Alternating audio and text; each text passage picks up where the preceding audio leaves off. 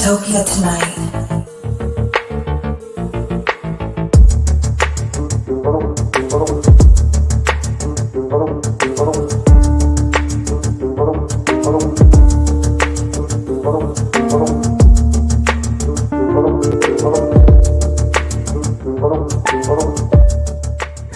Fuck out of town! Fucking treasonous pieces of shit! Dystopia tonight. Hey, what's going on, man? How are you? What's going on, fam? I'm good. I'm Not good. much. Just real quick introductions. I've got comedian Ian Edwards with me here tonight. We've never met, but I feel like I do. You know, it's one of those things where like comedians kind of know other comedians peripherally, and I know I've seen you on the internet in my feed. So it's one of those things where I'm kind of familiar with your work, so I feel like I know you. But I, it's yeah. I accept that. That's better than like you being completely like I don't know anything about this I don't person. know who. You know Yeah, what I right. mean? Yeah. Yeah. No, it is one of the, I don't know if you feel the same way where like we'll be in you go into a club, you step into a green room at this point and there's like a million people in there. And hmm then but because of the internet and we're bad like comedians I think are genuinely bad at like faces, but we'll remember bits. Yes. So like I'll walk into a room and I'm like, "Oh, I think I know. I think I know these. I don't know anybody Yeah. here." Your And then I bit is hear a your joke. face. Yeah. Yeah. Your bit is your face, and your bit is your name. Yo, man, love the chimney bit. Yeah. you know. Oh my god, that's so fucking true. Mhm. And even if your bit sucks, man, you're like, oh, this is the guy who fucking does that hack shit about whatever. Like Yeah. that also yeah. always registers too. Even more so than the good ones. Like I remember the good ones, but if one's bad, hmm I'm like, this guy fucking bombs or they shit every time. I know. Holy shit. Like if you bomb at a show, that bomb will get home before you do. If you if you're in Idaho, that bomb will get to New York or to LA before you do. You get home, everybody's waiting for you. Yeah, man, what happened in Idaho? Oh, that's We fucking heard. great. So goddamn true, dude. It's hmm absolutely true. I remember that is so funny. I remember doing when I was like God, I think I may have been only like a year in or whatever it was. So you know when you're like only doing it for like a year and every other hmm set is like hit or you know what I mean? Like one Yeah, night you're yeah. doing well and you're like, I get it. And then the next night you go on stage and you're like, I can't walk. hmm And then but I remember doing a longer bit about something that happened in the news and it went over well, but it was so unlike me at the time, like hmm at whatever I was talking about, that it did get around quickly. And Right. people were like, "What happened to that? Like that was great." And I felt like Daffy Duck when he kills himself on stage, and I was like, "I can only do it once. Uh, right. it's never gonna hit again." Because they were like, "You're sucking tonight. What happened to? We thought you found hmm no, it's gone. It's out of the thing." Yeah, Yeah, comedy can be cruel. yeah, Like I just shot the special. It's out now on YouTube now. Yeah, on YouTube, but I have to start over. I'm an open micer again. I had to find an hour of material, and sometimes people might come to see me, and I might be in the middle of like building, and they might like this guy sucks. His special was funny as hell, but what happened? yeah, So it's like yeah, you got to go through the growing pains. You got to teeth all over again, and yeah. get that hour. Do you find that you have here's what I struggle with sometimes with that kind of shit, which is not I don't know if jaded's the right word, but I do get that kind of uh thick skin of like hmm I not that I don't care. I do want the show to be good, but if I know I've got a goal in mind and I'm working on something new and I've already done something, when oh man, this is one of those things where as a comedian you're like, man, I have an obligation and I'm being, paid to do this thing, but you want to try your shit and you don't have anywhere else to do it at the time or whatever the fuck it is. So you're just going through it and then you're like, oh man, 200 people in this room are really going to think I'm like rough hmm for having, even 5 minutes of new shit that I'm kind of working out or whatever, but I don't care. And I feel like, That's do great. you care? Right? Like that is what it's so weird to explain to people that part of our job to block out any kind of obligation we may have to the audience because you're also like, hey man, if you want me to be really fucking good, like for this thing I'm working on, then you're the test Yeah. audience for this. So Yeah. If you want me to be good in the long run and for the future, I have to test this stuff out now. And yeah, I do care, but blocking it out means you care. Like, cause you have to, like, if to care, you have to take chances. Yeah. And when you take chances, it ain't always going to go right. But Right. yeah, but and when it's not going right, you got to block out the the the silence. And sometimes it's not as bad as we think. It's just not as good Yeah. as we're used to. So then that Yeah. affects us. So you got to override all that and just keep going. And then Absolutely. and then before you hit the stage again, go over that shit and try to work it out and try to get it in fighting shape as soon as possible. Yeah. No, I completely agree. And then also there's like, I'm sure you have that. I've seen you perform, and I think you're one of those people who has I don't want to say a likability factor, but I also think like at this point in our careers, like you've been doing it way longer than I have, but just I think Mm. when did you start? So I've been, and this is like a soft lie, over 20 years ago. Okay, yeah, same with me. Yeah. So I've been doing it for like 20, maybe 21 years now, coming up Hmm. November or whatever. But Hmm. like, but to the point where like you just have a stage presence in a way that people aren't going to be as angry. Like if you're trying, you know what I mean? Where they're like, did I just get fucking shafted on the money in this one? Where they just kind of appreciate the ride with you anyway. So it's kind of nice. But in the back of your head, you're like, oh yeah, they didn't get the A stuff tonight. Yeah. So it's So just weird. yeah, sometimes if I'm like, to me in my head it's meh, and I won't come out to say goodbye to the crowd to shake their hand, not because I didn't Yeah. like the crowd, but Right. I just feel like so kind of low-key ashamed of like how good I know I could be. I'm like, Yeah. I don't want those people to see me again. I can't Yep. even fake it. Like, No, I let's know what get you to the mean. next audience. 100%. That's such a real thing that I don't think enough of us even tell. Like, whenever I see documentaries, and stuff like that about comedians, which I feel like I watched less and less as I got, like, when I was a Yeah, yeah. kid, I was a huge comedy nerd, and now I don't think I tune in as much. But, um, yeah, like we talk about hecklers a lot. Hmm. We talk about writing new material, the bullshit about putting it out there. Some people talk about the purity of comedy. No one ever talks about like just the pure shame and Hmm. those nights that we have where we're just kind of like, I just need to walk away from this night. Yeah, yeah. 100%. Yeah, I need to get to the airport. You know what I mean? Yeah. I need to get the Yeah. way Yeah. out of it and It's get like to the that. It's like hotel, take a shower. yeah, yeah, yeah. It's like that end of the night sound of music leaving the country at the middle of the night kind of thing where you're like, no one can see me go, like Yeah, I got a has to David be. Banner out of this. Yeah. Oh my God. Fucking solid. Wow. I'm Hmm. so ashamed that I did a musical reference and you did a cool Marvel reference. I'm really It's upset still about it. mad old school. I'm like, I was worried Yeah. about putting it out there.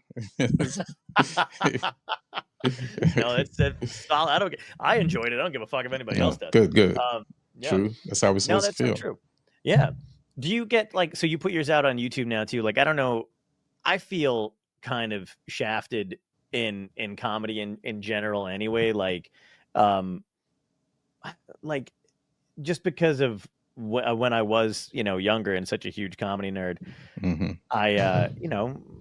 I read all these comic insights that Franklin Ajay wrote, and I'm not sure if I've said his last name right, and God, a couple other comedy books that came out, and it's all these dudes that came up in like 70s, 80s, kind of like the Hmm. birth of modern our type of stand up or whatever, who just got handed sitcoms like they were fucking college degrees, like, and Yeah. not only that, also just the opportunity of like not having done it that long, but as long as they had 5 fucking minutes, which or God, not even that too, but like making money as a middle and like all this other shit, where now it feels like for us, again, something that's hard to explain to people is like the bar is always moved because there's this fucking algorithm we have to fight Like the against. So economy.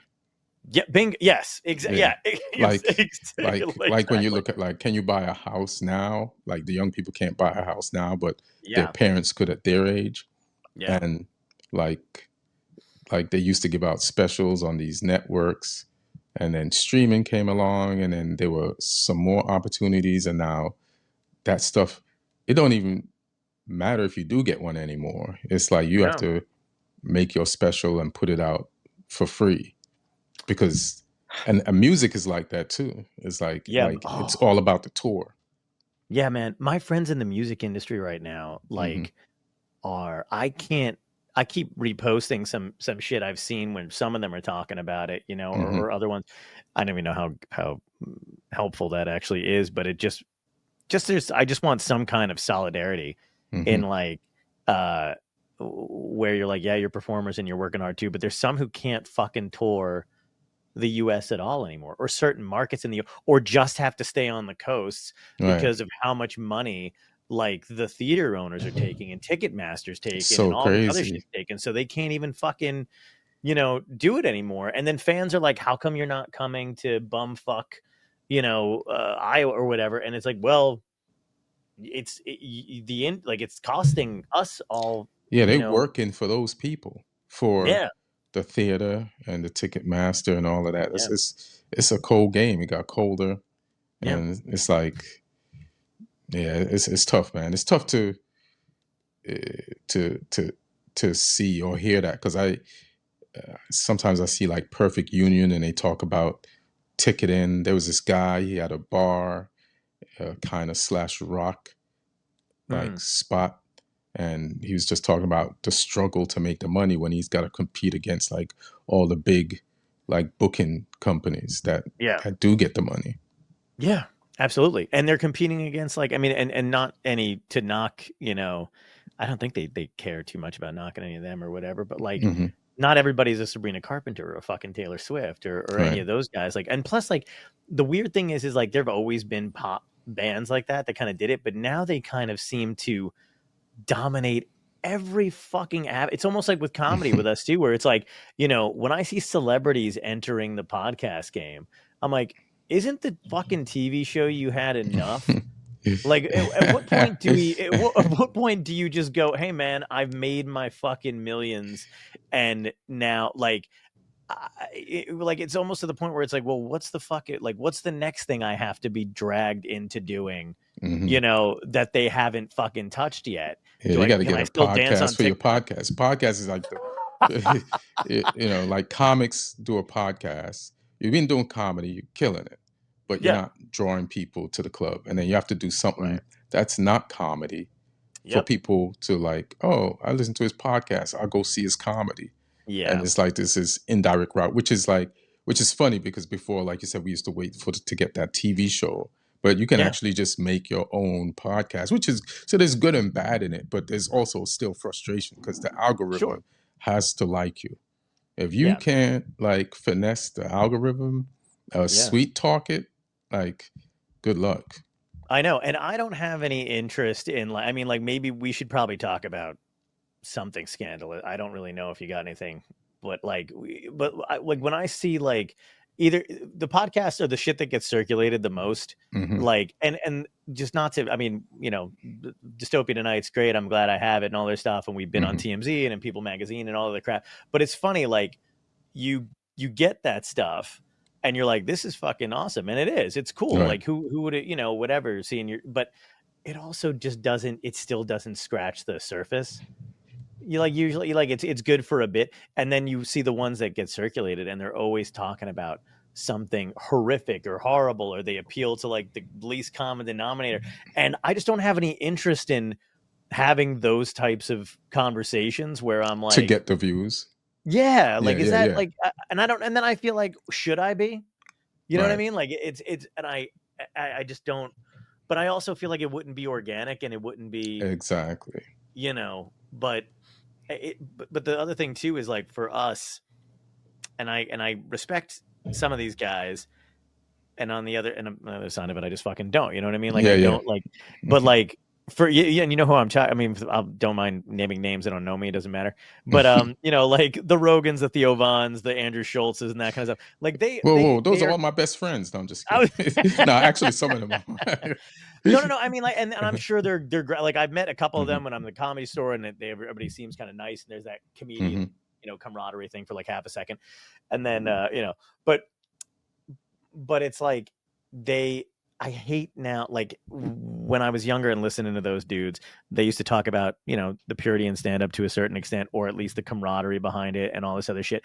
And then you Hmm. realize, well, now they're just monopolizing every fucking square inch of that thing, and if you're not in that stratosphere, you're fucking lost. And there's nobody throwing like So, but it's the same way that Taylor Swift, like, you know what I mean? Like, where you're like, well, I can't do this and I can't enter that field or, you know, whatever. So unless you're like really in that, you're really fucking struggling. Yeah. I feel like if they knew you, they would. I don't know how much you know Yeah. them. Like I've seen Rogan help like a ton of comics. Well, that's So I good. I do like that. Like like he's had Schultz on, even though Schultz is on his way, he's had Schultz on. Sure. When he And was, then yeah, before they, yeah, so he's like, let me see, the New York comics like Joe List, Sam yeah, Morrell, uh and like he's a big fan of comedy, you he know? is. Yeah. I mean, the episodes that I love, Hmm. you know, from his podcast are always all the comedy guys he had on from Hmm. back in the day because I could listen to comedians talk about that kind of shit all day long. But it's one of those things where like you see them talk about like, oh, you know, um, this comic was so great, that comic was so great. This is what you need to do in comedy to make it, yada yada yada. But then immediately when you see a comic who just happens to have like 4 million followers, they welcome them in as a peer that's been doing it for decades. You know what I mean? And you're like, this No. person fucking sucks. Like everything you just said is completely negated because now you're in this, you know, it blows me the fuck away. I'm like, what were you I feel talking like they about? still got to get numbers. You know what I Yeah, yeah, mean? yeah. Yeah. It's so it's just a weird, I don't know. Comedy's very weird right now. I think anyway. I think it's over. Do you feel like it's oversaturated or in a way? Like do you think we're like limiting like not that there was a boom, definitely again, I guess you could call it that. But now it just feels like I don't know, everybody I know is a fucking comic. Yeah. I mean, it's funny. There's a lot more funnier people in this world, and I don't know if they always were, but they just had to get regular jobs. But now a lot of people are like, I'm just gonna do the comedy, and I Yeah. feel like social media has made it easier for people to not pursue the regular 9 to 5. You know what I mean? Like Yes, yes, people yes. can like before, and like they've seen people be successful at it, right? Like, because Yeah. when we entered the game, it was a risk, and it probably still is a risk, but I don't know if it's as risky as when we went in. And it's like, Yeah. oh, you could start a podcast and become something, and then these guys go on these podcasts, they tell these stories, and then Hmm. people are listening. It's like, oh, shit, why shouldn't I try that? Like, why not me?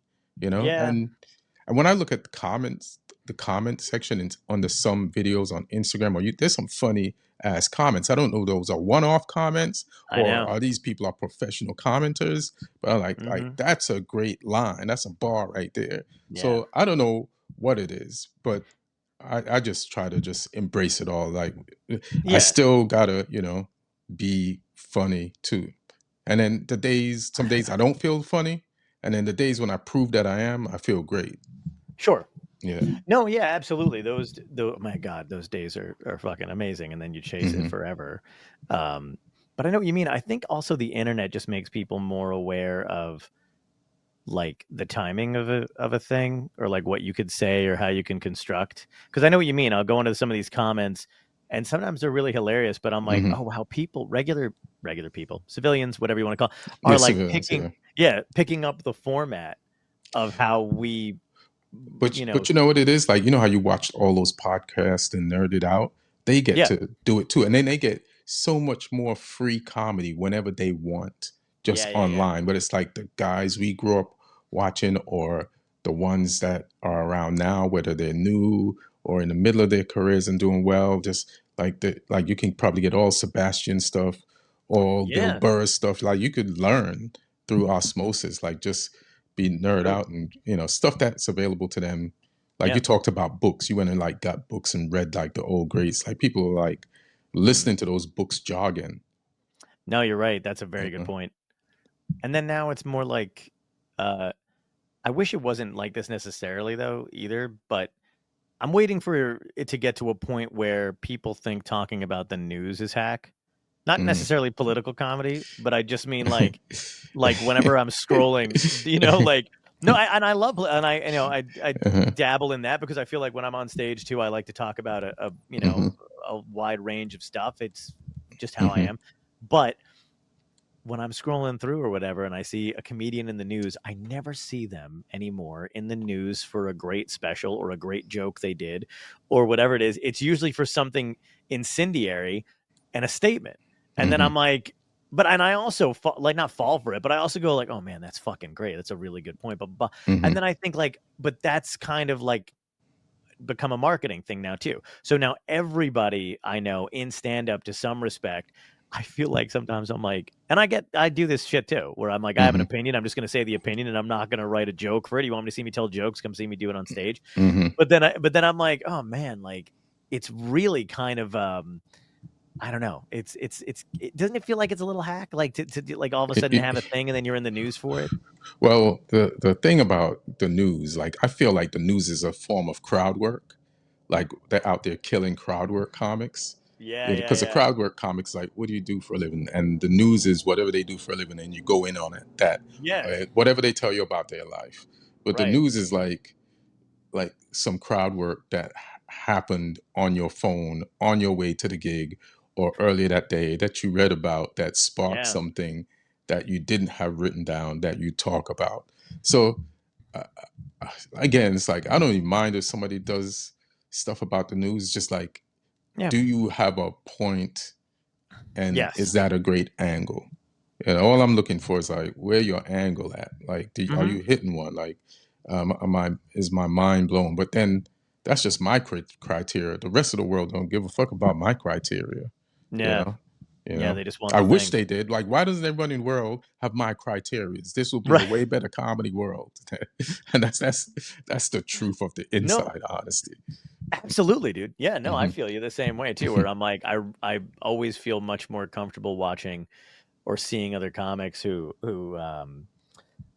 have a certain style to them or Mhm. whatever it is. And I'm like, oh my God, this is fucking great. And then I'll see one that's the antithetical, like, or to whatever that is. And I'm like, the fuck are Mhm. they doing?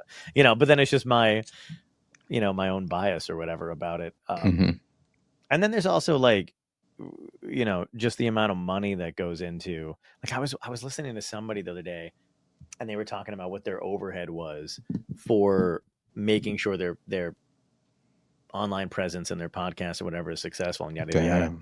And they weren't even doing it as long as like me or some of the other guys that I know. Mm-hmm. And their overhead's like 20 grand or maybe a little bit more a month. And I'm For just like, is for it that what?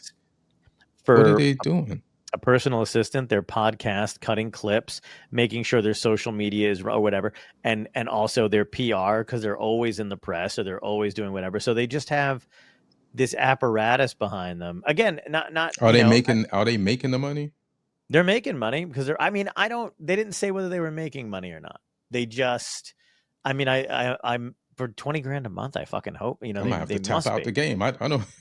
That's what I don't I get. was talking to one of my close friends. We've been doing comedy the same amount of time. We go out on the road together all the time. And I was like, Mhm. I don't think I can actually afford To be to in this be a game. comedian. Yeah. This At is a first rich man sport now. yeah, I was like, before I just thought I couldn't afford to be alive in general. And I still think that. And now Yeah, I'm just like, I can't even afford to be this. I know. Um, We're still open micing it. Then we're still paying to play. dude, Yeah. 100%. And I feel like that more than like the comics, a lot of the comics who are younger, especially like, uh, I just see them having way more money invested in this than I did when I started, or my friends and I did when we started, more than I probably have now, because I'm like, wow, their Mhm. video quality when they're shooting is great, and they have another camera that shoots the audience, and they're getting 3 different, and they only started 4 months ago. I'm like, what am I, I doing wrong? And I'm like, oh yeah, nobody's you know what paying we're for all doing wrong? We need to become comedian videographers. We need to this. Yeah, shoot the comics, like, because I think that's where the money is. Like, dude. like that person is shelling out 20. I want to be a part of making that 20. You know what I mean? Yep. I want to be a part of that comics infrastructure. Yes. For their success. God damn, you're fucking right, dude. That's like probably the like It's probably now the instead of safest and most financially yeah, secure place to be in comedy right now. exactly. Instead of getting Hmm. into a writer's room, yeah, you want to Hmm. fucking just be the guy who's like, "Hey man, can I get you anything, Mr. Comedian?" As you're driving them to gigs instead of them taking an Uber or a cab. Hmm. Yeah, no, that is the craziest thing ever. But yeah, I was like, I guess I might be out of it. I don't know because I don't. The other thing too is like, and I don't know if you've experienced this to an extent too, but like when you're like, so my manager and I will talk about like, the necessity of creating content, all that other crap, right? So you Hmm. make a thing, and then you're like, this is cool. I think it Hmm. should, let's see if we can get some attention for it. Here comes the And then you heartbreak. Yep. And you're like, yeah, exactly. Exactly. Oh, You Jesus. yeah, no, but then if you actually break through the crack and you get it Hmm. and you get some attention for it, you're like, this is great. Someone's paying attention. And you realize some publicist or whatever wanted $2,000 that month to do what you just kind of did if you broke Hmm. through. But there's no middle ground where you're like, now I'm in and I know this, report. They just do it once and then drop it. And then there's still this apparatus that's like, we want the money to attempt it, not guaranteeing it.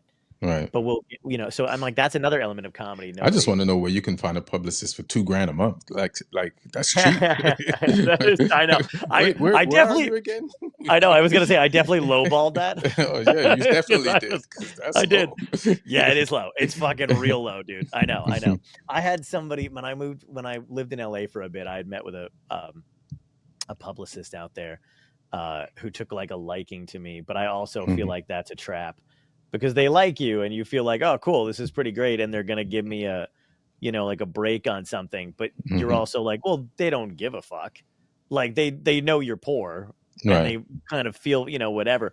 But I think the days of somebody like crane grabbing you out of a thing and being like, if we just Hilarious. get him here, yeah, yeah, if we just put him here, then it would like that doesn't happen too. So at first you kind of get this kind, you're like, oh, this is great. So and so actually, they're really taking a liking to me. And then after a while, Mhm. you're like, you give them $500 and you get nothing in return, and you're like, that was kind of all I had, and you That did was my take it. $20,000. Yeah, yeah, fucking exactly. Where I'm like, where afterward I'm kind of like, well, I didn't get it. Like, I they were kept telling me I needed like a press kit or something fantastic, like whatever it Mhm. was, and they kept making a big deal out of it. And I literally this was what I did at the time, and I was like, well, I can. What can you do for $500? And they were like, well, because we like you and because whatever. Mhm. And their clients were like Dennis Miller, Seinfeld, like all Right. these like whatever. And I didn't understand, like, so I was like, well, they wouldn't possibly, they don't still need my money, you know what I mean? Like, Mhm. Right. no, they definitely, so they took it, yeah. And then they pawned it off on an intern, and the intern could give Oh a shit. fuck less. So when they Damn. gave me my press kit at the time, it was like a Word document with just like some shit I had done typed up. And I was like, where's the fucking, why does it look like this? Where's the 500? Yeah. Where's the, like, that was $500. And then I was like, this poor intern probably didn't even see any of that money, Right. and that was it. So like my money was gone. I had a shitty press kit. I couldn't tell anybody like that I did that because I felt like a fucking moron. And then I just made my own. And Right. then from that point on, I was like, I guess I'm just making my own shit. But I used their logo on the Mhm. one I made because I was like, well, fuck you. You know what I Yeah, mean? you Like, paid for that. yeah, I'm like, I'm still gonna. That's exactly. I was like, Mhm. I in my mind, I was like, I'm paying for the logo, Mhm. and you guys can, anybody else can think I'm. But isn't that crazy that like, what other job do you have to fucking, you know, like finesse and kind of make sure that you're okay with it in your head and rationalizing, and then Mhm. it's just weird. It's a I weird know. fucking choice. I know from the beginning of comedy and being in New York and coming up and then also going to do auditions, Mm, to try to get on that sitcom or get that commercial. It's like the amount of money we had to like invest to not yeah. make it. It's just like acting coaches, like sometimes you get some headshots which you pay Oh, so much money for back in the day, and then you get a new agent. They're like, you got to get new headshots. I just got your new headshots. Look at these. yes. It's like, no, I got a guy. That Yeah. guy is not good, and you just blew that money, Yep. and you won't get any auditions unless you have headshots that they feel that Mm, are worthy of them sending out. You don't want to embarrass them, so you have to spend more money on more headshots. It's this. It's like I've always realized that the money in show business is in helping people make it in show business. It's always yeah. in the infrastructure. Yes, absolutely. It's the same way. And my girlfriend's going through this right now with headshots. She just gotten 2 different sets of headshots. Damn. Yeah, and exactly. And like, but and I went with her to a couple. We both had a meeting with a couple casting directors and stuff like that too. And both really big in their field for stuff. Mm-hmm. But the fucking like you just realize how preferential all of this shit is, and it leaves you like frustrated Mm-hmm. because you're like, well, what difference does it fucking make? Like, this person wants your resume this way, this person's like, no, industry standard is ba ba ba ba ba. Then you Yeah. see Then the somebody else. standard kept on changing. Yeah, exactly. And then Yes. you're like, well, I thought like, not that we entered, this is another thing too, not that I thought I was entering into a field with any kind of structure, but if there is no Yeah. structure, don't bullshit me on the They, fact that they you've would come up add with one. structure to a business that Yeah. had no structure. So then, now we're doing photos without borders. Now we're doing photos with borders. Like color now. All right, it's Yeah. like it just went from one thing to the next. Yeah, exactly. And then it's like, does the talent even really fucking like, when do you get to what I can actually do? And then does that even fucking matter? Because Mhm. if you're rejecting me over a photo, then it's like, it's like when you ace a test, but you don't put your name on it and they give you like 100 points off. And you're like, did I really get a D, or am I just distracted, stressed, nervous, or whatever? And For I forgot my nothing. fucking, yeah, for nothing. And Like, are then you just fucking with me now? yeah, and then you hear the stories of the person was walking down the street and the casting person went up to them and said, "Hey, do you want to act? I have a movie Yeah. for you. Do you have? Yep. I'm not an actor. I don't have any headshots. It doesn't matter. You're Yeah. in." Yeah. And you're Yeah. like, so I can't get in with a bad headshot, but somebody with none can, can, can get in. Like, what's going on here? I'm on the steps of the Kodak Theater watching, like, because they Hmm. wrote down like how some people made it, and there's Yes. always the version of the person who was just didn't give a fuck about acting or show business, Yes. and somebody was like, "Hey, here's my card," and they Yeah. grovel and beg the person to make them a star, and it's like, Yeah. I'm doing everything I can. Yes. No, me too. They love that shit, by the way. For some reason, and I honestly, then this is I fucking hate PR people. Just to, I don't care if I burn on that bridge. I can swim. But I really do, because there's something fucking just sickening about feeling like, in every aspect of life, but that you're always being advertised to, but then being in this business on top of it, and Mhm. then like when you have to pretend like you're not, even though you're smarter than that, and you're like, guys, like, let's just pass by the fucking bullshit. But they don't like it if you don't think what they do is magic. Like, you have to kind of like soft, hand job them and be like, you're great, and I don't know how you found that person, but really they just decided.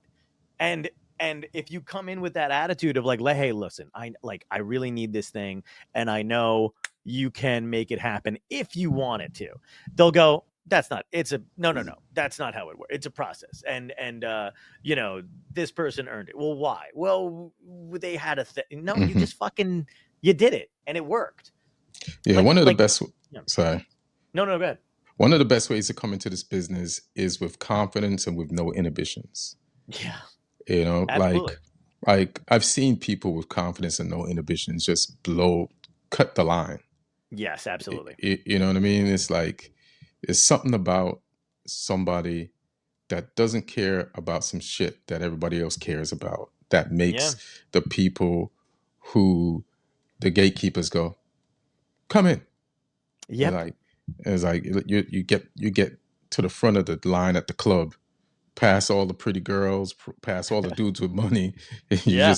you just get in. But I've never, you know, I, I, there's days when I might have that confidence, but Yeah, me not too. like wake up like that. You know No. what I mean? And then I forget I'm supposed to have that confidence. I'm just enjoying my life. Yeah, me too. I'm the same way. Like, I'll tell you this, and I don't think I've ever really talked about it too much. Hmm. But even starting this podcast, like, I only started it during the pandemic. I never wanted to start a podcast, but I was Hmm. also, didn't mind the pandemic. I mean, obviously horrible, for No. everybody, blah, blah, blah. But I also was like, it was like a snow day. I was like, oh, I get to stay home and it's not my fucking fault. I'm not working right Yeah. now and it's Yeah. It's a not on snow my year. shoulders. Snow year. Yeah, exactly. Yeah. And then I was like, but started this. Mm-hmm. and started like really just going for it. Where like either when I worked with people that I admired or kind of knew, like Robert Klein had done it, Lewis Black had done it, and then Dope. I was like, well, now I want bands. Like, Mm. can I get these '90s bands I've never met that I admire? And then, Toad the Wet Sprocket, Bare Naked Ladies, Stuart Copeland came out. So like Mm-hmm. I started doing this, and people were like, "How are you doing?" Like, what? Well, it must be like the funny thing was watching people attribute Mm-hmm. stuff to me as Mm-hmm. opposed to just going, you know, he's making sure he's got the confidence when he's doing the ask, Mm-hmm. and also just throwing shit against the wall and being like, maybe, if I get the chance and I'm just good enough, they'll come back. And Right. that is the kind of cycle of it. But when you talk about cutting lines, I felt like I did get to cut a huge chunk of the line because I was kind of like, well, I don't want to just talk to my friends because every podcast is like you and your buddies that no one Mm-hmm. gives a fuck about. And can I engage in real conversation with, these people? And it worked, but no one wanted to just go. They would be like, "How you doing it?" And I would be like, "Well, my manager and I usually figure out a list, Mm-hmm. and then we email them and we explain to them what the show is and who's done it before, and we try to work off of that." And they're like, "Yeah, but really, how you fucking do it? Really?" And I'm just kind of like, "That's fucking it. It's no like, can you build a package? Can you put it together?" But it's funny because people would rather think it is some sort of magic or some sort of thing, and you still hit walls. Like I still talk to people where I'm like, this person's awesome, this Mm-hmm. publicist is awesome, limited, but sometimes that happens, and I'm like, are you interested, whatever. And then there's other people where you just realize they're making you jump through hoops, and you're Right. like, oh, why are you doing this to me? Like I'm not, you wouldn't, the answer is going to be no, you just Mm-hmm. don't know if I'm like who I am yet. So you're not sure if you want to piss me off or blow me, tell me to fuck off yet. So, but it's when you see that, my Mm-hmm. instinct is to just be like, oh, just fucking level with me. And they don't want to. They Right. can't. Because you might be somebody one day. Right. They And might. They you're don't want to have any regrets. Let me yeah. give me one second. I'm gonna turn on. This is unprofessional. I'm gonna turn on two lights. Like No, when I do it. started talking to you, it was lighter. Now it's pitch black outside. Like it's like this thing has jumped 1 week ahead to daylight saving time. 1 second. Dude, Sorry about that. I turned on the lights. It no. got darker. Can I tell you something? It was funny. I had Alan Havey on, and at Mm-hmm. one point, it was I think Alan Havey, and this happened to Kathy Ladman too. Where they're Mm-hmm. are you in New York or are you I'm in in? LA. You're in LA. Good. That's what I Mm-hmm. thought. So with the sun, so they're in LA too, Mm-hmm. and they were in a room or whatever, and literally the sun was going down on their face as it was going on, and they were like, "I did not fucking prepare for that," and you just couldn't see them at a certain point. I was like, "You can get up, like you can, just You feel like you put." can. Yeah, I know exactly. You're like, "I made this fucking commitment, dude. I can't do it.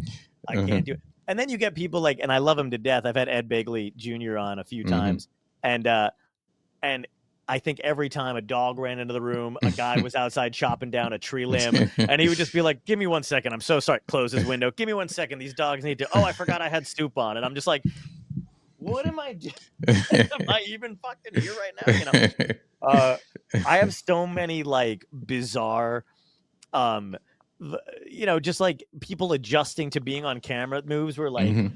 Like I had, I mean, and it's funny too, like the older the guest is, the more they have Hilarious. no problem standing up and literally adjusting their pants in front of the camera. And I'm like, do you trust me enough to think I'm editing that out? Or like, and but I'm also like, oh God, man, I have eyes. I'm here. Don't do that. I'm alive. It's been wild. It's funny. People don't Yeah, know how people I guess get so relaxed yeah, and they're home wherever yep. they're recording and it's like whatever. Yeah, no, absolutely. It's incredible. And part of me sometimes is like, I miss the days when we were doing it and we were kind of drinking a little. Not that we can't do it now, but like it was Mm-hmm. kind of fun to come on and just somebody would just be like, "Hey, you don't mind? Mm-hmm. I'm outside this pub," and one of the guys from Third Eye Blind was out with his other bandmates who popped Oh on too, and I shit. was like, "You can all come on," but he was just like, "Oh, we've been having a few pints. We just got out of the studio," and I was just like, "Fuck it, be right back. That's I'm gonna go get a drink too." right. That's dope. That's actually perfect. That's a great Yeah, place. Like outside of a pub for a yeah, man. band Yeah. after rehearsal. Yeah. Do you Fuck know it. Let's Paris do it. Sachet? It sounds familiar, but I can't Comedian, really, even. really funny comedian. She did. I mean, this is early on, man. Must have been like the first like 10 or 20 episodes. She did hers because we had just worked together in like DC, but she was in New York. And then she was like, "Hey, I'm walking from gig to gig," and we just did the whole Oh episode shit! perfectly with a comedian going from one gig to the other in New York on like a Wednesday, and I was just like, "It's fucking awesome. I love it." Yeah, that's pretty dope. Yeah, yeah, and God, yeah, we did Comedian in their natural habitat, like exactly, showing you how the thing that you're talking to them about is actually happening. You know what I mean? exactly, and it was fucking great. It was like kind of rainy too, and we were just kind of like, this is beautiful. This is like what you have to fucking do. Yeah. Sometimes I'd, be in a panic in New York trying to get like the train will stop, and they're like, "Hey man, I only got 5 minutes. This stop was not scheduled on Yep. my spot schedule because I got to get to that spot, and then that's going to make me late for the spot after that, and Oh then my God. like this whole domino effects. Like, come on, Yeah. yeah, Yeah. Absolutely. Yeah. It's like that's why Colin Quinn never takes a gig like uptown or anything. You know what I mean? Like he just hmm won't go. He's like, I'm not rushing. I'm not yeah. going anywhere. It's the only anxiety I have for getting from spot to Yeah. spot. Yeah. Oh my God. I don't know how many years. I mean, that said like 21 years or whatever. I still get hmm anxiety going into a city I haven't been in because I will Yes. Yeah. inevitably forget. I don't know what the parking situation is, like a moron. Yeah. And I'm just like, and then I get there and I'm like, paid parking, no paid parking. And then you're just like, am I making enough money to eat the ticket? Like, you got to do that math where you're like, is it worth it? It might be. I don't know. Yeah, there's a lot of math. Yeah. Like performing in a town or a club that I've never been to before, like because I want to know that I'm gonna have fun, but the Yeah. uncertainty adds like a level of discomfort, and it's like only maybe after the first night, like, oh, this is gonna be a good weekend, and it's also up to the hotel. If the hotel Yeah. ain't shit, then your weekend ain't shit. Don't matter how good the club is. So fucking right, dude. I mean, I remember getting to a hotel once where they put me in a fucking wing. And when you get to a hotel and you're so fucking tired, you don't even hmm notice. So I get to the hotel. I'm like, I've got like 5 hours. I can crash for a couple hours, shower, and then be down at the hmm club. And I went in my room, didn't check anything, fucking passed out on the bed, woke up, and I was like, okay, here we go. And I went to turn on the light, and the light wouldn't turn on. And I was like, oh, that's weird. And then I went into the bathroom and went to turn on the shower, no water. And I was like, huh.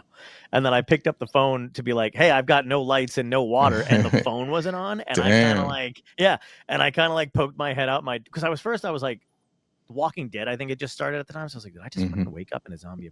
So I like look down the hallway, pitch black, nothing's going on. So I walk down to the lobby and I'm like, hey man, like nothing's working did the power go out or whatever? And they're like, well, where'd they put you? And I was like, I'm in whatever the fucking room number was. And they were like, hmm oh, that's being renovated. You shouldn't be there. Oh So I was shit. so is this like, it's like a wrecking ball could have come through my room and like, what the fuck? And then and then you just slowly start to realize nobody really gives a fuck about the comic at all. Like, it's just, you're just, like there's no prestige to it. It's just like, yeah, you're a clown. It's hilarious. Yeah. They put me in a hotel in Charlotte, and only after the weekend did they tell me that that hotel is haunted. But the but the hotel room was so good. I'm like, I didn't feel anything, but Yeah. Yeah. thank God it was a good hotel. Like Right. I felt like a first rate citizen in that place. When you get into a nice one, I feel like people who've been with me, hmm one, I think everybody in your family and friends just assumes when you're being put up in a hotel or you're doing this kind of shit that you are taken care of Because we always. show the good ones online. Absolutely. And then so when Yeah. I get into one and I'm taking photos, I'm like, wow, this is so cool. This still means something to you. And I'm like, no, the hmm last 10 I was in, Yes. I didn't fucking, show you the last ones. That's yeah, yeah, you didn't see the yeah. bad ones. Yeah. Exactly. Yeah. I'm like, this is really fucking nice. I got put in a hotel in Maine, hmm but I was doing a gig in New Hampshire, so it was like right on in Rochester, New Hampshire. Good club. I loved going there. I was there like twice a year, hmm and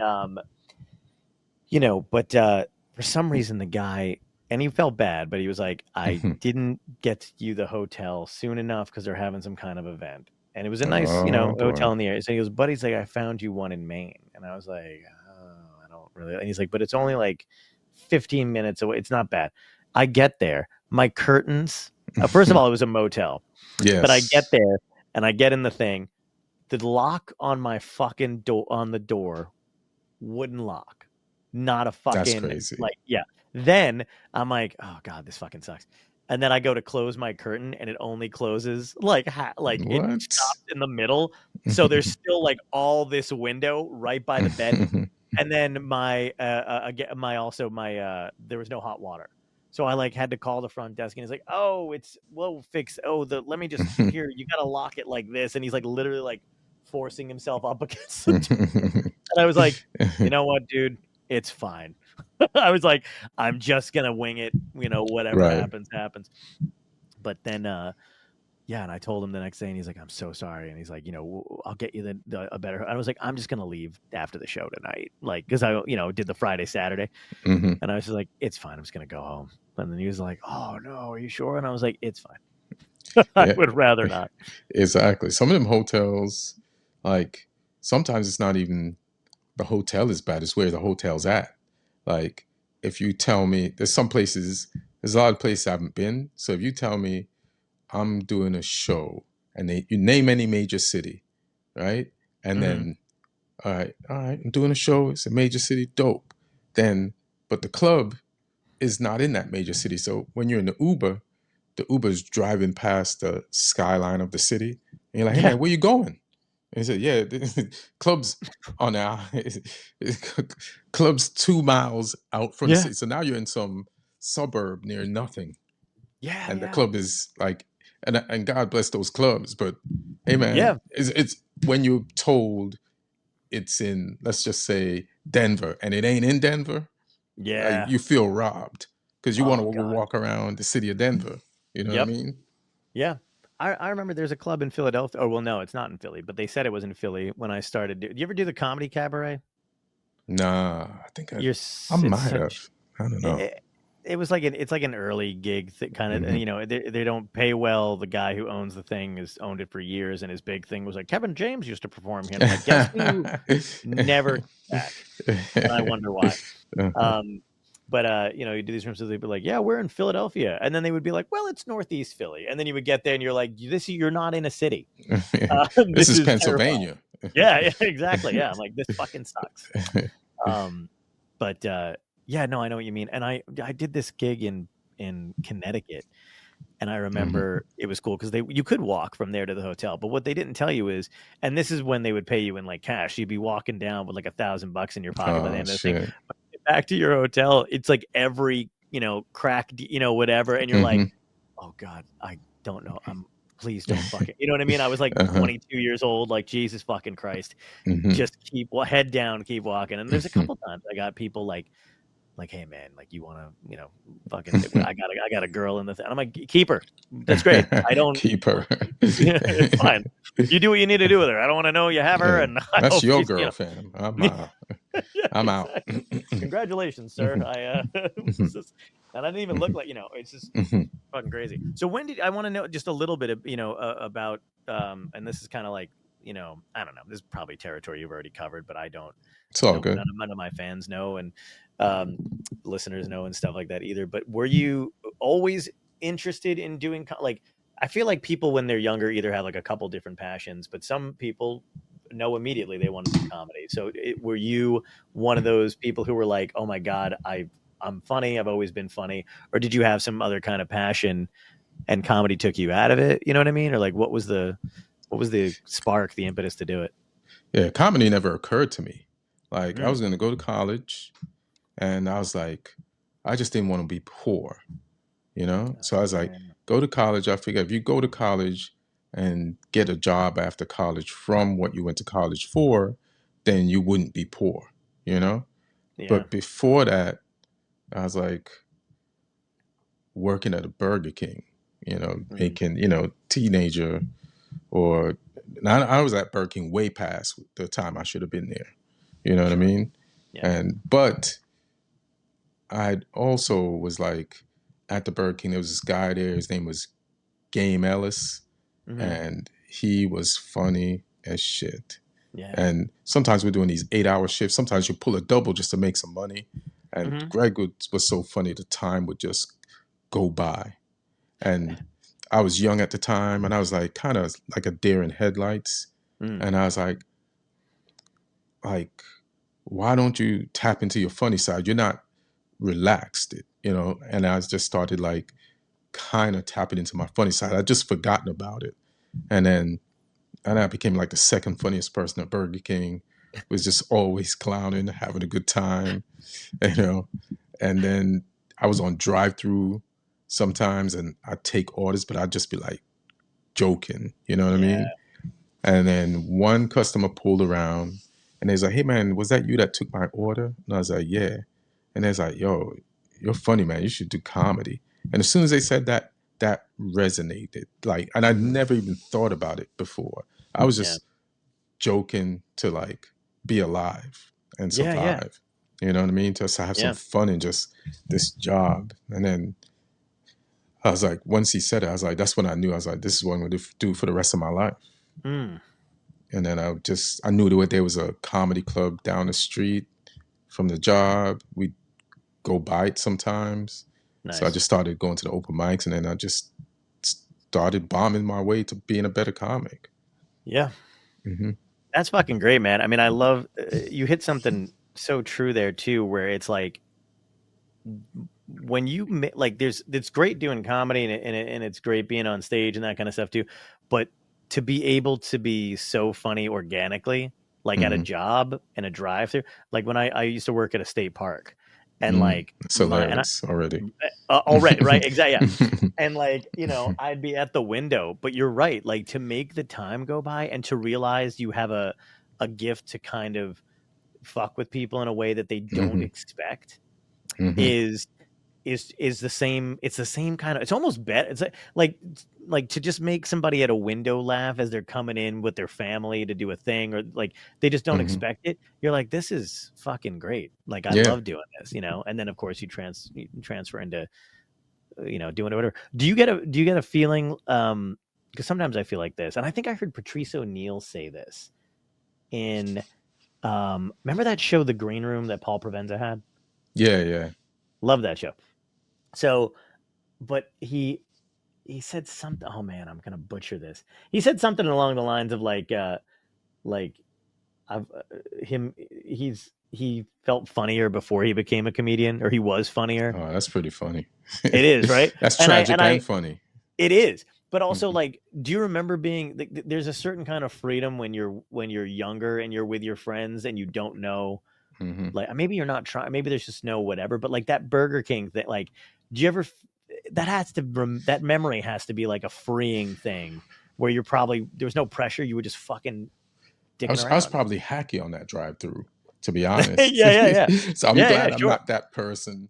right, you Because I was honed it so more. young, as I was just pulling out all the stops, Yeah. like and there were no rules back then. Like there's no rules to drive-through comedy. You could Sure. say whatever. Like people weren't offended back then. There was no comment section, so you could. That's so great. I didn't get any See, complaints, and I got that compliment, but. this is what I need no, you could say, you could drop a credit and say that you thought of it here, you got it for you need whatever you're doing, whatever little bit or special that you're gonna do next.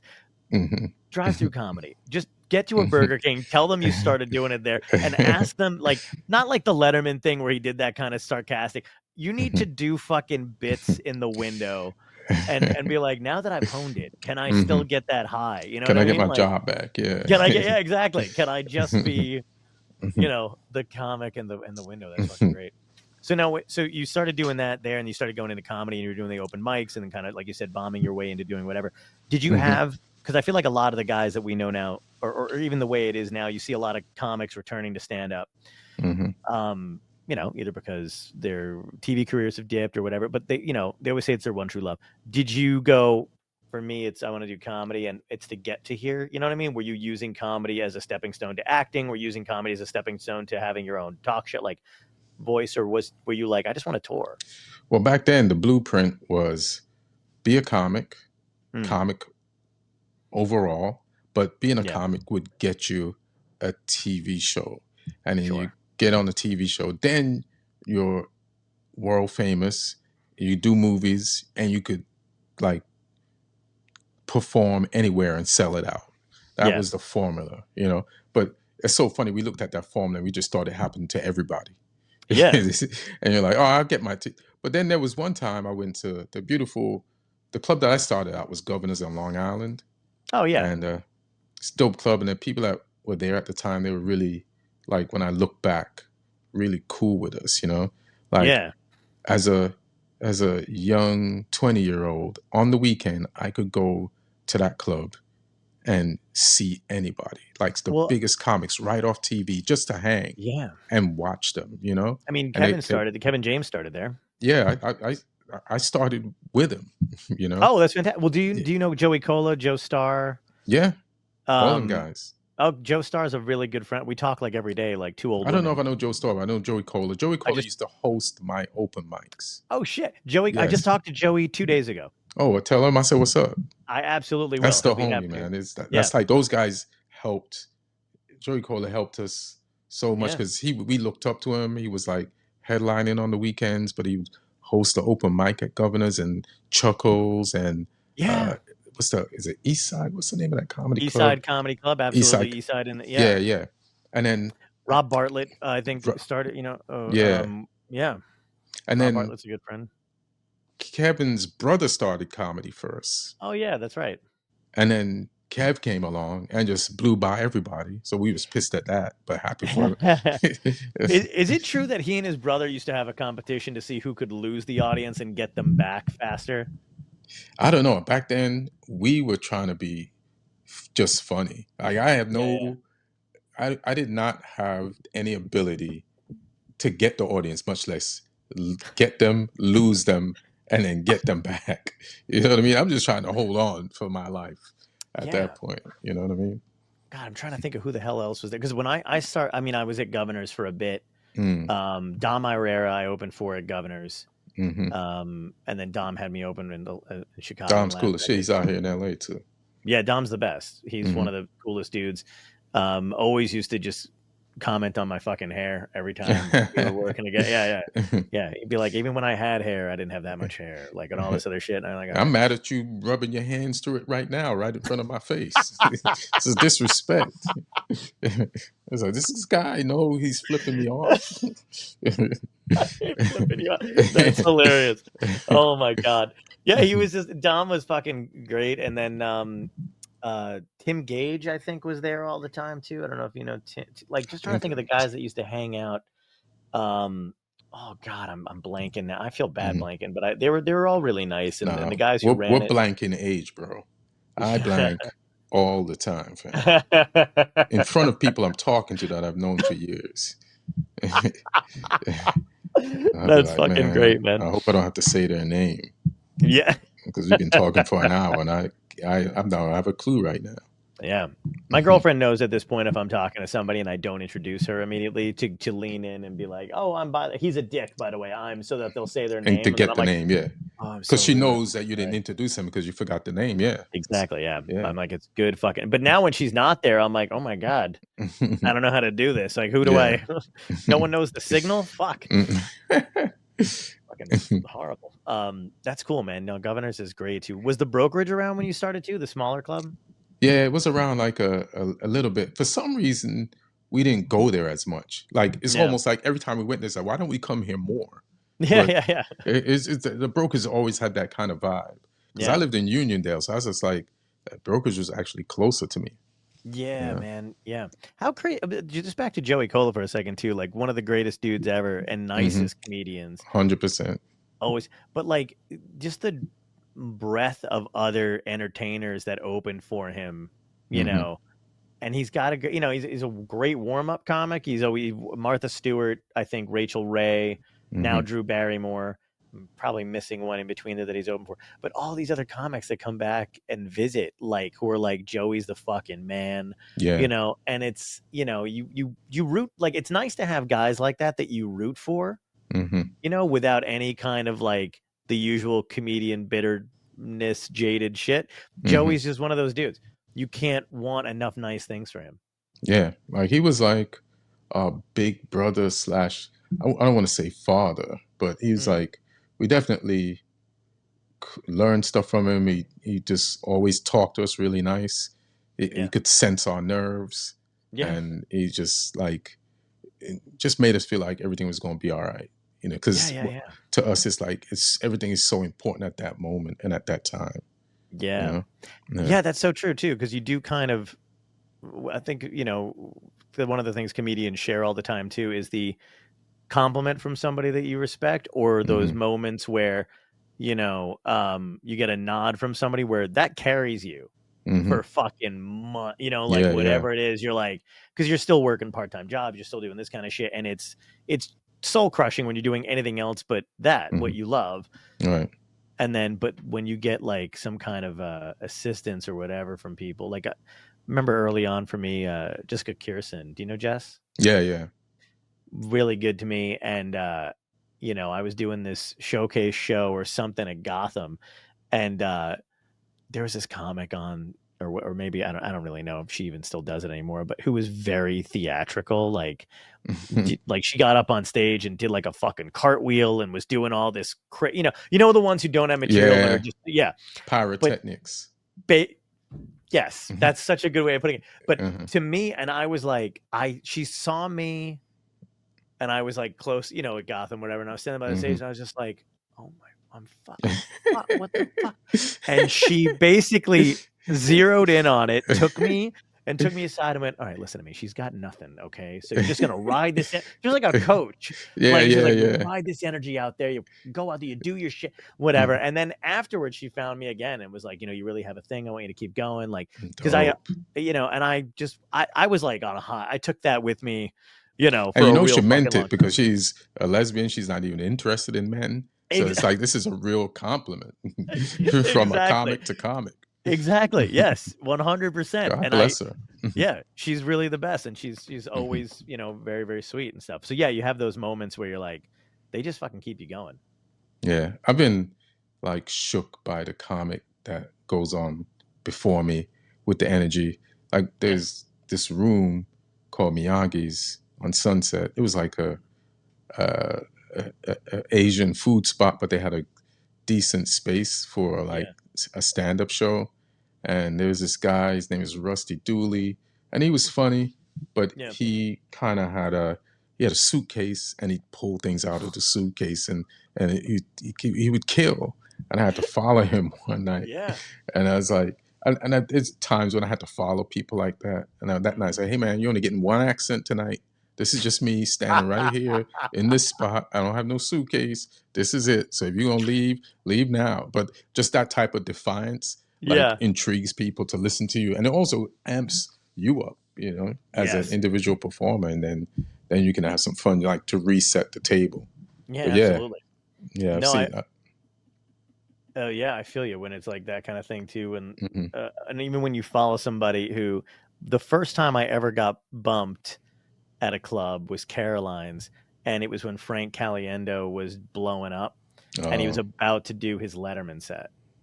So they were like, hey man, you just got to wait, you know, Frank Caliendo just came in, he wants to rehearse his Letterman set before he does it. And in my head I was like, I'm screwed, like, and I was, but like, you know, he came in and did 20 fucking minutes. And you know, like I like just you know, every impression. And I was so young doing this, and I looked at my physical fucking set, and I was like, all of this is garbage. I don't have you know, whatever. And and I went on, and I kind of did what you just said too, where I was like, you know, how do you follow somebody who is also not only has their own voice, but is like 8 of the best voices in comedy at the, because he was like Robin Williams and all this other shit. And that got a laugh, and I just kind of, you know, sputtered my way through the rest of my set. But what was cool was he waited, and he was like, hey man, I appreciate it. It's a tough spot to be in. You did get blah blah blah, and I was like, So why'd you go on in front of me then, you son of a yeah, bitch? exactly, fucking exactly, like yeah, exactly, like you just fucking, like me of all people, you couldn't have found a stronger comic to, Right. at the time. One time I had this big ass audition. I can't remember what it was for, but it was very Mhm. important to me. Yeah. And it was at the comic strip, and I hardly perform at the comic strip. I get up there, I think it's William Stevenson, Oh. and then they say Dane Cook is going on before you. Like it's Dane, like heyday, on in the middle of like, and I Speaking was spell like, shit. Yeah. I mean, I can't remember. I just know he was killing, and he killed that night. And I was like, why can't you put me on before? Yeah. And Yeah. it's like, nah. And then so it definitely affected me. Like since then, I followed Dane so many times, but that Hmm. night when it's like when you just don't know how to deal with it. Like you're finally funny enough to like have the confidence to go on stage and perform in the best places, but then the other challenge is who are they going to put on in front of you? Like Yeah. you're not prepared for that. Like then you No. have that's another learning curve. So yeah, but Yeah. then I started to learn how to deal with like following like people like that. Yeah. And the cool thing is just having that comfortability. Like Hmm.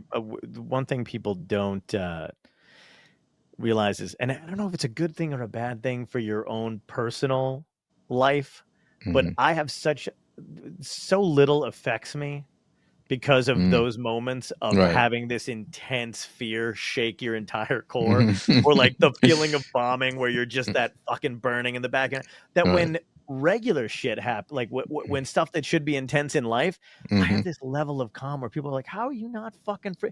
And I probably should be, but I'm Right. like, honestly, Yeah, like, you've never bombed, so yeah, you just look at them like, lady, you never bombed, so yeah, you know, exactly, you never exactly, felt a bomb coming, you never knew one was coming, you never created one. yeah. Yeah. And speaking of bombs too, man, I mean, this is such a horrible segue that I just said it like that, but I had a dude on who was performing in Ukraine and the bomb shelters. His name was oh my God, I'm gonna have to put it in post and pretend like I didn't just blank, but I'm forgetting his fucking name. Great guy. To the soldiers in the war now. No, like while they were being bombed, they just happened to be Damn. comedians and they were putting on shows while in a bomb shelter and then going to other bomb shelters. That was just they were comedians and they all did, whatever. And I had him on, and that's another thing though. You know what I mean? Like to not Mm-hmm. only like risk bombing as a comic, but Mm-hmm. to risk it in a bomb, like in a war zone. Yeah, that would be my first joke. Yeah, right. Yeah, To just break open the crowd. That's the yeah, icebreaker. I say exactly. you better laugh. We might die. Yeah, So exactly. you know what I mean. Yeah. Let's if get it. if if we get bombed, none of us make Yeah, it. exactly. So just enjoy the fuck out of it. But yeah, and it Yeah, was amazing to me. And I was like, this is like you know, uh, that's what bananas. it is. It's the Yeah, extreme version of like, why do you keep doing this? And it's like, well, because when you literally have to. If you're, yeah, what else are you gonna fucking do? exactly. Like Yeah, this is all I'm programmed to do. yeah. So now, have you, at this point, do you just, um, obviously you're touring and you're doing that kind of stuff too, but do you still have that thing of like, I really want to get a movie, or I really want to get TV, or I really want to do like a stable kind of situation? Or do you like still love the comedy aspect of it so much that you're fine with doing that? So here's the thing. Like I write on a lot of shows, Mm, and that's kind of derailed some of my stand up a little bit. Like right now, I'm in a writer's room for 2 more weeks, this week and next week, and then mm, my contract is finished with that show.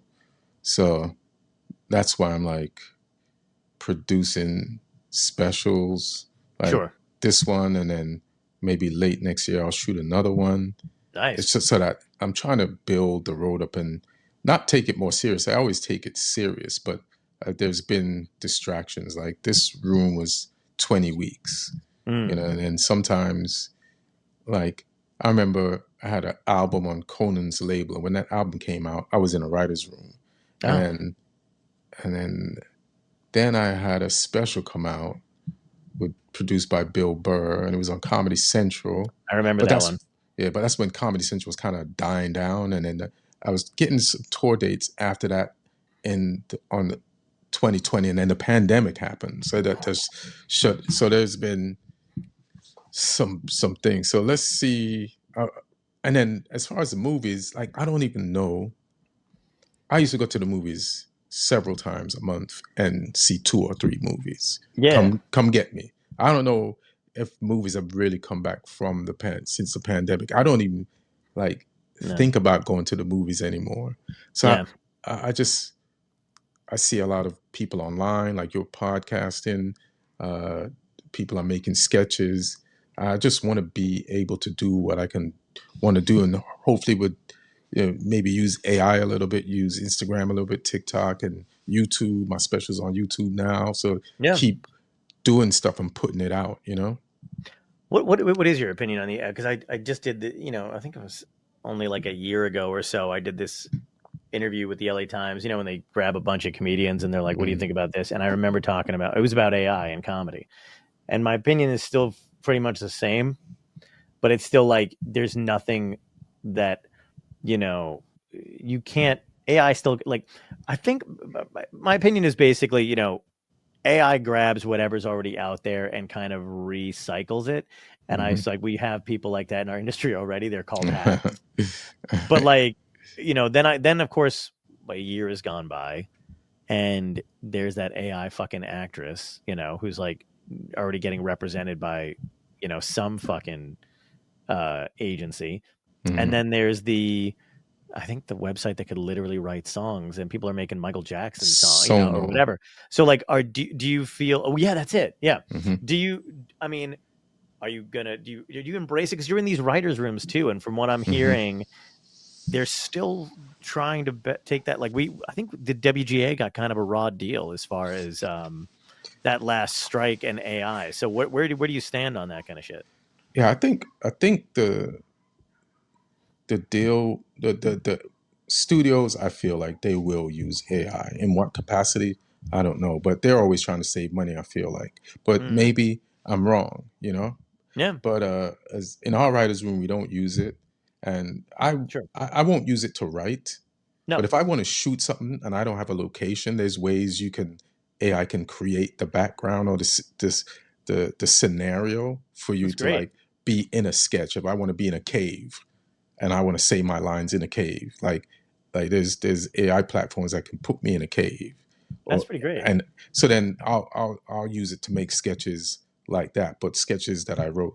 And part of the reason is like I'm trying to like how you said sometimes your mind is blanking, you can't Yeah, remember stuff. Like if I stop using my mind, it's just gonna shut down. I can't. yeah. So just to keep me going, I can't be like making AI smarter, me dumber. So I was like, let's work Yeah. together. You know. No, I agree. And there's definitely usefulness. Is it no Hmm. usefulness? Well, I'm gonna edit that out. There's a usefulness to fucking Christ Almighty, dude. You're like, yeah, shut your brain down. Never. Mine's already shutting down. I know, mine too. Yeah. Um, but there is a usefulness to it, and I just think it's one of those things that can be used as a tool. Like, you know, I just it's the people have a right to fear it to a certain extent, and you don't want it to be one of those things where, I mean, I'll scroll through Instagram now and you can tell when they're AI videos, but Hmm. then there's people who can't, and you're like, that fucking sucks. So it's another level of competition.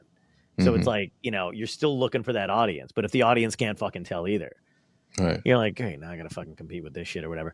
But for me though too, there's also that other section of people where like, you know um they'll be like, if I use it for a graphic or for something like that, Hmm. they're like, oh man, you fucking whatever. And I'm like, hey man, I still have to pay like Right. people to do it. And if I'm like, either artists have to figure out how to work together and make things a little cost effective for each other, or Hmm. I have to take the fucking Canva free, or Yeah. whatever. Did Like, they hear about the 20 G's overhead? Did they hear about how much the theaters are charging the exactly. acts to perform in their club and the ticketing people? Yep. You see what Yeah. So Yeah, you yeah. can't expect it. Like, I get that people want to be purists about shit, but I'm also like, hey, I fucking, I don't have the money to throw towards. Hmm. I'm a starving artist who doesn't have a money to throw towards another starving artist, so we can Yeah. collectively. Or the time like it. There's this. I did a fake podcast yesterday. We went on. We shot in the studio. Me and another comic, and we want to Mhm. make some clips. Like I don't have the time to sit through Yeah. and cut it up. But if I put it in Opus Plus, and I type in all the key areas and it finds the clips, and then I can edit them afterwards. Because number one, Me now too. I'm an editor. Now I'm a videographer. Now I'm a director. Now I'm not Yeah. to be a comic. We Yeah. have to wear so many hats and be like, when I started, we were just being comics. Yeah. Now, like I got to be a professional marketer online of myself. The last thing I want to market, Yeah, and exactly. just to get out there. Absolutely. And I use Opus AI too. And I Yeah. do find that it saves a shit ton of time. And then Hmm. there's for other projects where I do pay, like I just did the Lucille Ball Comedy Festival at the National Comedy Center. So Oh, dope. performed there and then took the podcast. Yeah, thanks. And then took the podcast up there. And I absolutely want that done and the audio combined correctly. And AI is not technically there yet, or maybe I just don't know how to utilize it. So I will pay an editor to do that. That Right. kind of shit I got paid for. I'm willing to shell out some money to make the content worth it. And then, but for other stuff, I'm like, I need this done tonight, and I need it to, and I need, like you said, I still wind up having to go back in and edit and put my final touches on it and kind of Right. direct and curate it, which takes fucking hours. And it's like, but people are like, oh man, come on, that's really hurting the industry. Well, you know what? I'm in the industry and I'm not exactly fucking, Right. my overhead's not 20,000, but it's fucking crazy either way. Yeah. This is crazy. I'm going to ask you the last 3 questions that I ask every guest on the All right. show. Everybody's answered these. So I want to be controversial right now, and what is the word that and not answer them, but ask them anyway. Go ahead. Let's see. all right, here we go. So if you could go this first one's always a bit of a softball one, but if you can go back in time and talk to your younger self, what piece of advice would you give yourself that would help you today?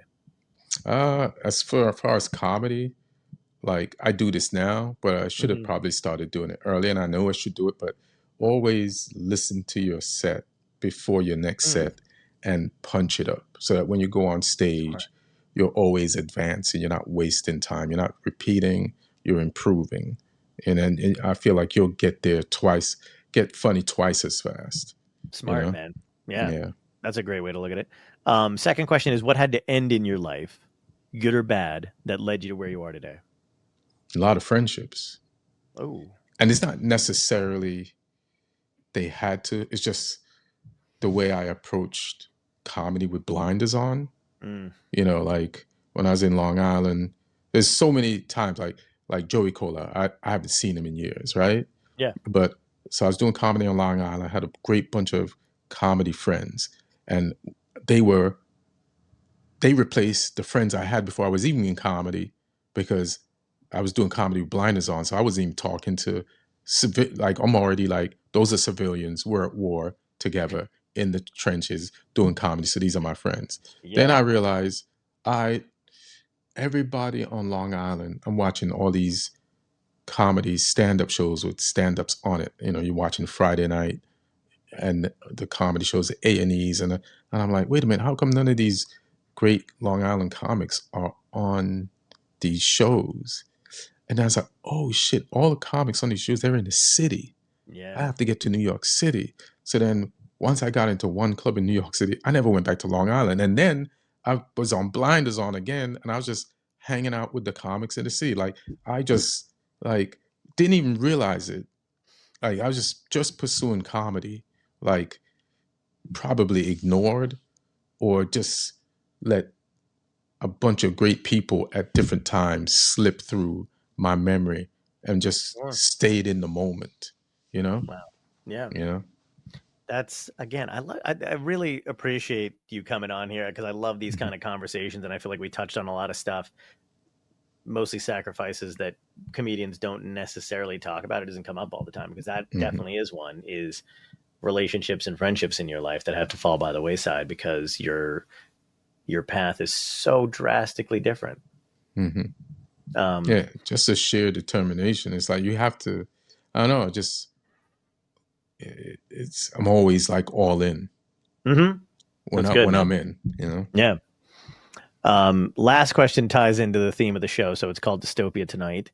If this was a genuine dystopia, which I feel like it is, but let's say it's worse than it is now. You wake up tomorrow and you find out, along with everybody else, you got 24 hours left. What do you think? What do you think is going to be the cause? And it could be your choice. It could be a comet, aliens, zombies, political collapse, climate change, whatever you want it to be, tsunami. And what's going to be your epic death? How you going out? Shit. I always want to go out easy. You know what I mean? So this thing doesn't end. Like, is there anything I can take to just go to sleep? Like, that's what I'm on. You know, like I'm not inflicting any pain. I'm like, I just want to fall asleep and be out.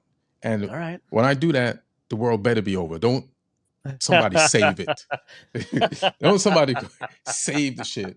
And then they're like, you went 1 minute early. I'd be so pissed. Oh God, man, that's fucking hilarious. If the shit is ending, don't nobody save this shit. Because y'all told me it was over. I'm going on like the news that you told me, and this is fucked up that you did that.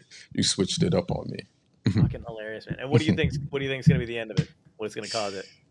We'll see. We'll see after 31 Atlas drives by, dude. Right? You know what I mean? Oh we'll see what happens. I'm so fucking hoping it's something, man. Anything to distract us. That is bananas, and me too. I am and I'm not, but I am. You know? Same. Yeah. Yeah, I really think it's the wrong administration to have that announcement come through. But I don't know, man. It'd be fucking amazing if that was the case. And they were just like, I think Dr. Michio was just on the news recently, and he was saying they're waiting to see the litmus test for this is if it winds up. I think picking up speed around the sun, which normally there would be like a normal level, but if it increases the speed after using the sun, then it's something else. Yeah, because they're already starting to kind of feel like there's some type of thrusters in there. Yeah. But the only thing is, from my limited, like I watch a little bit of UFO stuff, but there are a lot of friends of mine, they're really into it. Like they're talking about thrusters and like the unidentified objects usually don't have thrusters. They just move. And that's what the thing that confuses the people who spot them, like fighter pilots and stuff like that. So, but I don't know, maybe this is a huge thing. It's the size of Manhattan. Yeah. It's like 13 miles long or some shit, isn't it? Yeah. Yeah, it's funny. I almost get kind of annoyed at the guys who are like, it's just a comet. It's just at the front. I'm like, fuck, shut. Can I have something? Can I please, for the love of God, can you just make it so? It's like I watched this movie years ago, and it was called Midnight Special. I don't know if you ever saw it, but I think so. I saw that a long time ago. Yeah, it's a great movie. I think classic. Yeah, and but there's like a fifth dimension or whatever the fuck it is, and the big reveal at the end is that you get to see what this other dimension looks like. And I swear to fucking God, dude, it was skyscrapers and a different highway, and I was like, oh, cool. So more cubicle job. Like, come on, can't you give me something? They're like, it's beautiful. I'm like, no, that's another 9 to 5 in just another place. Like, is that all we can imagine? So, yeah, I need it. I need the fucking hope that it's something else. Yeah, because it might scare people into shape, the right people. Absolutely. That need to be. Yeah. Fuck yeah. No, absolutely, dude. But thank you for coming on and hanging out with me. I appreciate it because we never met before, and it's always hard to do these things. No, it's a pleasure, man. And you're in Long Island? No, I'm in New Jersey right now. In but New Jersey? I'm always in New York and stuff, and born in Brooklyn, so I'm always around. I'll hit you up when I come out there. Please do, man. Yeah, absolutely. Let's do some shit together. That'd be great. Yeah, for sure. 100%. Awesome. Thank you so much for doing this, man. I appreciate it. You too, dude.